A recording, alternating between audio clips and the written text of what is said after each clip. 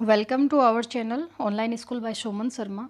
आज हम जिस सूरवीर के बारे में चर्चा करेंगे, विस्तार से देखेंगे, उसके संबंध में जो उसकी वीरता है, जो उसकी वीरता के चर्चे हैं, उसके संबंध में पहले से मेरे चैनल पर एक वीडियो उपलब्ध है राजस्थान के प्रमुख साके नाम से, जिसमें 1301 से लेकर के 1316 के मध्य राजस्थान में जितने भी साके हुए हैं उनके बारे में विस्तार से जानकारी है कि जब अलाउद्दीन खिलजी राजस्थान पर आता है तो उस समय किस किस स्थान पर क्या क्या गतिविधियां हुई थी। आज हम जिस पर विस्तार से चर्चा करेंगे यह उन्हीं में से एक व्यक्ति है, रावल रतन सिंह।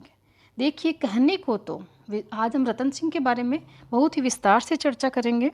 कहने को तो रतन सिंह का जो शासनकाल है वह 1 साल का माना जाता है, परंतु लेकिन यह 1 वर्ष भारतीय इतिहास पर भारी पड़ता है।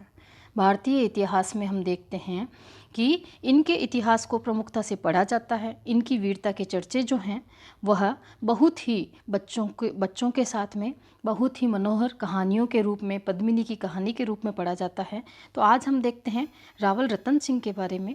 देखिए, रावल रतन सिंह जो है उनका शासन काल जो है 1302 से लेकर के 1303 ईस्वी, मात्र 1 साल का माना जाता है।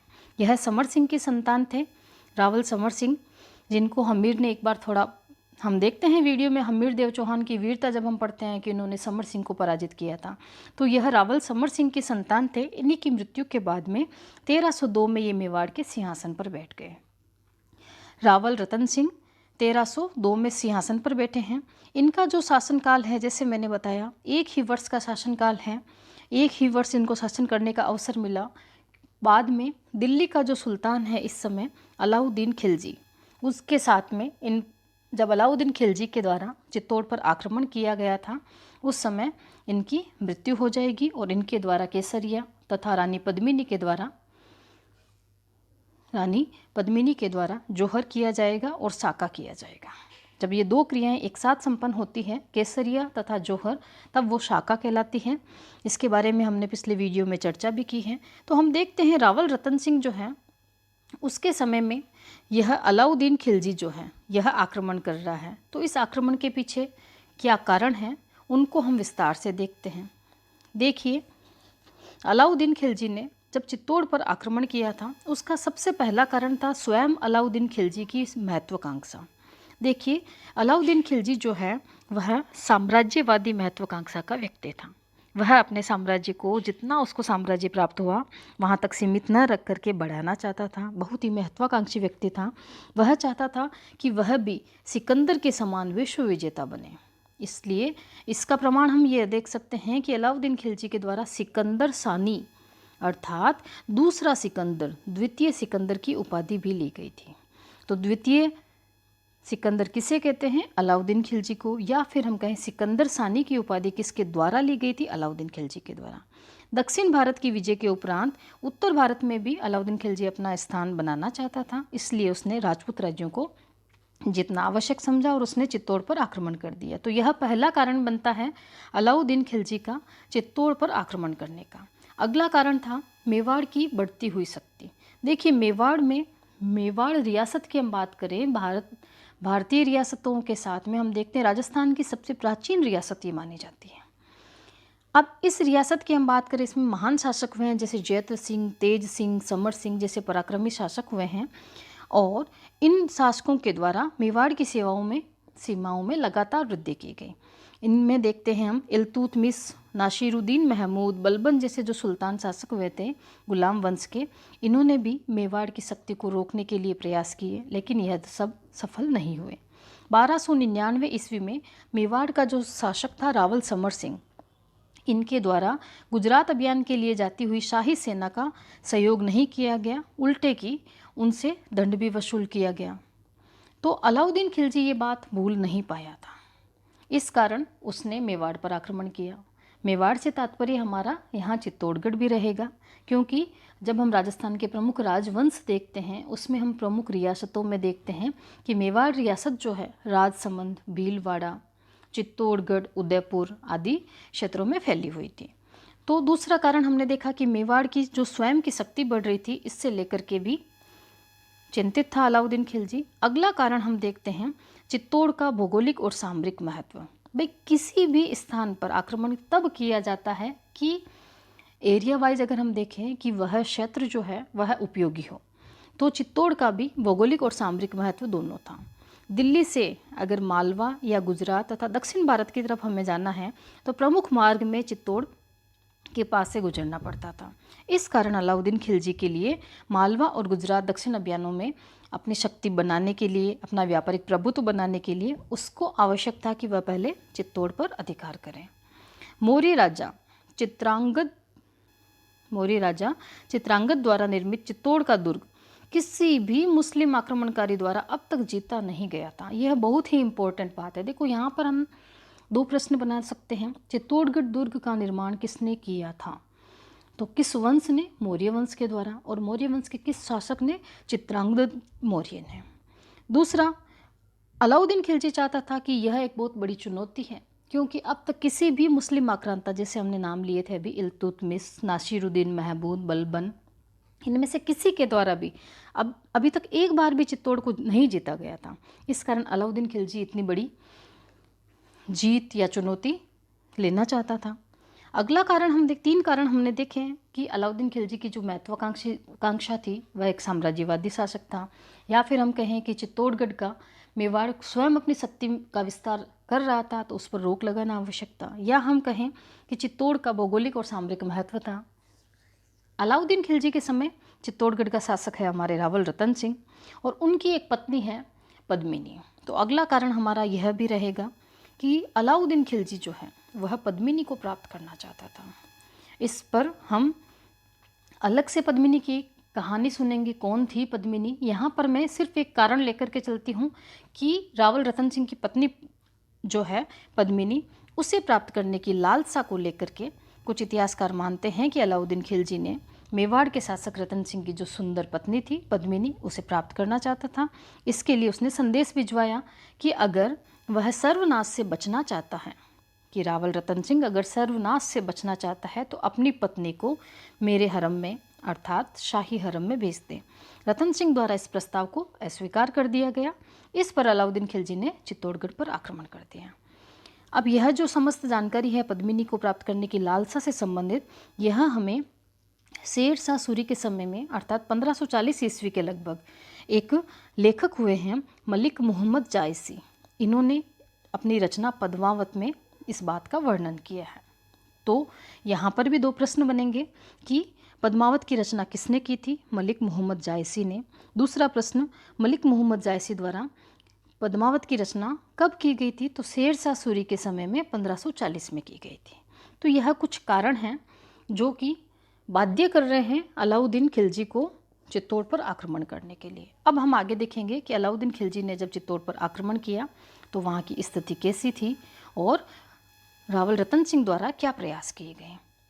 तो देखिए, अलाउद्दीन खिलजी का आक्रमण होता है 28 जनवरी 1303 ईस्वी को।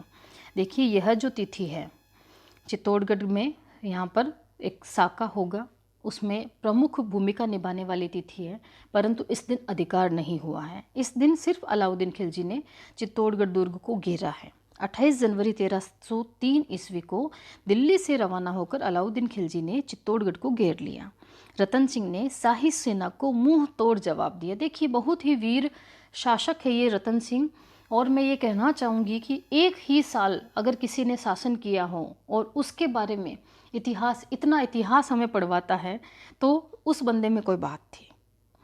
तो अलाउद्दीन खिलजी ने क्या किया? चित्तौड़गढ़ को घेर लिया, लेकिन रतन सिंह भी चुप रहने वाला नहीं था। उसने इसका मुंह तोड़ जवाब दिया। देखिए, 2 माह की घेराबंदी रही, उसके बाद भी शाही सेना को कोई भी सफलता अर्जित नहीं हुई। ऐसी स्थिति में सुल्तान समझ गया था कि कुछ ना कुछ रणनीति में परिवर्तन करना पड़ेगा। उसने क्या किया? दुर्ग की दीवार के पास में ऊंचे ऊंचे चबूतरों का निर्माण किया और उन चबूतरों पर मंजनिक बनवाए। मंजनिक क्या होते थे? जैसे हमने पिछले वीडियो में भी चर्चा की है, पत्थर फेंकने की कुछ यंत्र हम कह सकते हैं। मंजनिक तैनात करवाए, किले की दीवारों पर भारी पत्थरों के प्रहार शुरू किए, लेकिन किला जो है उसकी दीवारें जो है वह दुर्भेद दीवारें टस से मस नहीं हुई। लंबा घेरा रहा, इस कारण दुर्ग में खाद्यान्न सामग्री थोड़ी बहुत नष्ट होने लगी। अब चारों तरफ सर्वनाश की बातें होने लगी। अब देखिए कि अलाउद्दीन खिलजी घेरा डाले हुए लगातार कितने महीने बैठेगा? लगभग 8 महीने बैठेगा। तब जाकर के अंत में ऐसा तो होगा ही कि खाद्य सामग्री भी संपन्न होगी। ऐसा तो समय आता ही है किसी भी क्षेत्र में हम देखते हैं, लेकिन इतना आसान नहीं था अलाउद्दीन खिलजी के लिए चित्तौड़गढ़ को अपने अधिकार में लेना।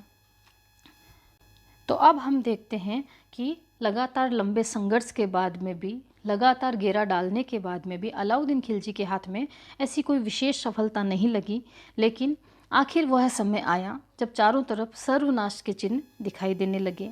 सभी राजपूत सैनिक जो हैं वह किले के द्वार खोल करके मुस्लिम सेना पर टूट पड़े। कारण क्या था कि अंदर खाद्य सामग्री जो है वो समाप्त होने की कगार पर थी और उन्होंने सोचा, चित्तौड़गढ़ के जो भी सैनिक थे उन्होंने रावल रतन सिंह को प्रस्ताव दिया कि भूखे मरने से बेहतर है कि युद्ध भूमि में हम मरें। तो इसलिए सैनिकों ने किलों के द्वार खोल दिए और मुस्लिम सेना पर टूट पड़े। भीषण संघर्ष में रतन सिंह भी वीरगति को प्राप्त हो गए। जब यह समाचार पद्मिनी को मिला तो पद्मिनी के नेतृत्व में चित्तौड़गढ़ का पहला साका हुआ। देखिए, जब हम राजस्थान का पहला साका करते हैं तो वह कहलाता है रणथंभौर का साका। इसके लिए मैंने एक अलग से वीडियो बनाया है हमीर देव चौहान के नाम से, जिस पर जाकर के आप रणथंभौर में जो साका हुआ उसकी गहराई से अध्ययन कर सकते हैं। उसके अलावा मैंने एक वीडियो और बनाया है अलाउद्दीन खिलजी के समय में जितने भी साके हुए हैं उनका भी आप अध्ययन कर सकते हैं, क्योंकि किसी भी टॉपिक को सम्मिलित रूप से पढ़ने पर आप एक का एक कंसेप्ट बनेगा। तो यह कौन सा साका है? यह है चित्तौड़गढ़ का पहला साका। इस प्रकार 26 अगस्त 1303 ईस्वी को चित्तौड़गढ़ पर अलाउद्दीन खिलजी का अधिकार हो गया और अगले ही दिन सुल्तान ने अपने सैनिकों को आम जनता के कत्लेआम का आदेश दिया। देखिए, एक कारण ये भी बनता है, जो चित्तौड़गढ़ का दुर्ग है वह रिहायशी दुर्ग है, अर्थात दुर्ग के अंदर आम जनता रहती थी और इस पर आक्रमण करके अलाउद्दीन खिलजी ने आम जनता पर भी कत्लेआम का आदेश दिया। कहा जाता है कि इस समय लगभग 30,000 असहाय लोगों को मौत के घाट उतार दिया गया। बहुत ही गंदा कृत्य है। इन सभी अभियानों की हमें जानकारी अमीर खुसरो के जो ग्रंथ हैं खजाइन उल फतूह उसमें मिलती है। देखिए, अमीर खुसरो के संबंध में एक बात बताना चाहूँगी कि अमीर खुसरो ने जो जलालुद्दीन खिलजी के सैनिक अभियान हैं उनका जो वर्णन किया है उस पुस्तक का नाम है मिफ्ताह उल फतूह, और अमीर खुसरो ने अलाउद्दीन खिलजी के जो अभियान हैं उनका वर्णन किया है उस पुस्तक का नाम है खजाइन उल फतूह। इसी पुस्तक को तारीख ए अलाई कहते हैं। अलाई से तात्पर्य यहाँ पर अलाउद्दीन खिलजी है। अब हम देखते हैं कि अलाउद्दीन खिलजी द्वारा चित्तौड़गढ़ का जो दुर्ग है उसका नाम परिवर्तन करके खिजराबाद रख दिया गया। देखिए, अलाउद्दीन खिलजी का एक पुत्र था खिज्र खां, यह दुर्ग भी उसी को सौंपेगा और उसी के नाम पर अलाउद्दीन खिलजी इसका नाम खिजराबाद रखेगा और अपने बेटे खिज्र खां को सौंप करके अलाउद्दीन खिलजी यहाँ से दिल्ली चला गया। खिज्र खां के द्वारा कहा जाता है एक पुल का निर्माण भी करवाया गया और एक मकबरे का निर्माण भी करवाया गया, जिसमें एक लेख लिखा था फारसी भाषा में कि अलाउद्दीन खिलजी को इसमें ईश्वर की छाया और संसार का रक्षक भी कहा गया। तो एक प्रश्न बन जाता है किस स्थान पर ये एक अभिलेख मिलता है, तो चित्तौड़गढ़ में ये अभिलेख मिलता है जिस पर ये बात लिखी गई है। तो रावल रतन सिंह वीरता के साथ युद्ध करते हुए मारे गए और पद्मिनी के द्वारा यहाँ पर जौहर किया गया, और यह जो जौहर और केसरिया की क्रिया है यह चित्तौड़गढ़ का पहला शाका कहलाता है। तो यहीं हम विराम देंगे। आशा करती हूँ कि आपको समझ में आया होगा। चैनल को लाइक, शेयर एंड सब्सक्राइब करना ना भूलें। Thank you.